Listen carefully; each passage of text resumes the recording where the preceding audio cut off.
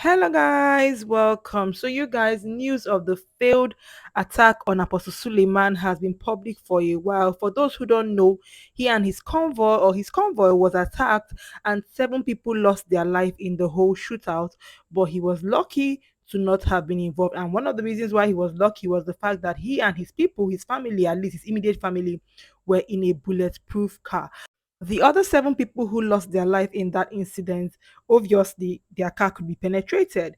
Apostle Suleiman came out after a few hours to address the whole issue. According to him, people had been asking, "Oh, where are you? Are you fine?" and all that. So, in his statement, one of the things he said was that they cannot, end him because he's a man of God.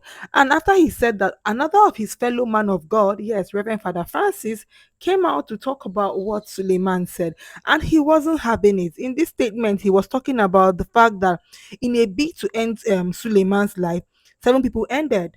Some people were lost their lives because somebody they came to attack Apostle Suleiman.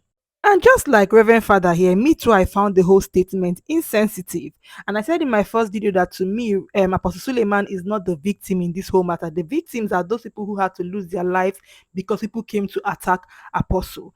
And Reverend Father said something here that because you are trying to give your own testimony, don't come and be insensitive to other people's plight. Just imagine in that video that Suleiman made, he hurriedly talked about the passing of seven people lightly at the end. The video basically was to come and tell his enemies that he's still here, that they cannot take him because he's a man of God. And I'm so glad there's another Reverend Father, somebody who is a man of God like him, because in Nigeria and Africa, most times we like to see that it's people that are spiritual leaders are untouchable. You understand? So another person who's untouchable too has come to touch the untouchable. Do you get what I'm saying? So it will not be like it's somebody who is not close to God in quotes that is talking about what Suleiman said here. And one thing again I like about what the Reverend Father said was that it seems as if Apostle knows the people that are after him, because from what he said in the video, it seems like he knows those people who want his life, and not even for Apostle's sake, for the sake of those people who have passed, for the sake of their family members, they deserve justice. So if Apostle is saying that he knows those people that are after his life,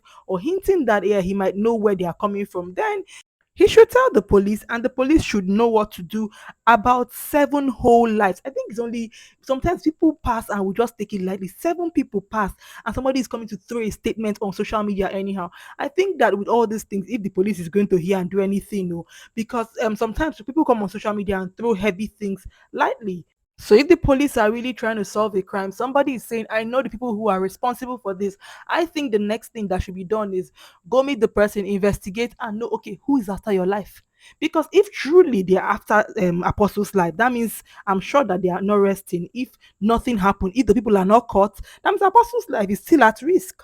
So, unlike Reverend Father said, other people who have not lost their lives that are still around him have to be extremely careful too, because now that people have come to attack him, next time he's going, and I'm sure that Apostle is still going to go in a bulletproof car. If he has his family members, he's going to try to make sure that all of them squeeze into a car that cannot be penetrated. So maybe their caregivers, helps, police people, people that cannot afford those kind of cars, people who are going to be in the cars that any small thing it takes their lives. What happens to them? So basically, like Father has said, the people that work closely with him have to open their eyes double now. They have to be extra careful too, because if his life is under risk or at risk in this way, it means that he's not safe yet, since people that did this one have not been caught. Nobody knows who did it. So they are still out there, probably waiting for the next clear point to attack again. We hope not, but I get what he's saying, that everybody around him have to be very careful, because you might not be in a car that cannot be penetrated. You might be in the one that if they throw anything, it enters straight up, and before you know, that's it for you. And I think one of the most important things to me here is the fact that this whole thing needs to be investigated, if not for anything, for the lives, for the seven precious lives that had to lose their life because a man of God, was going to be attacked. I think they are children of God too. I do not think that God loves them any less than he loves Apostle.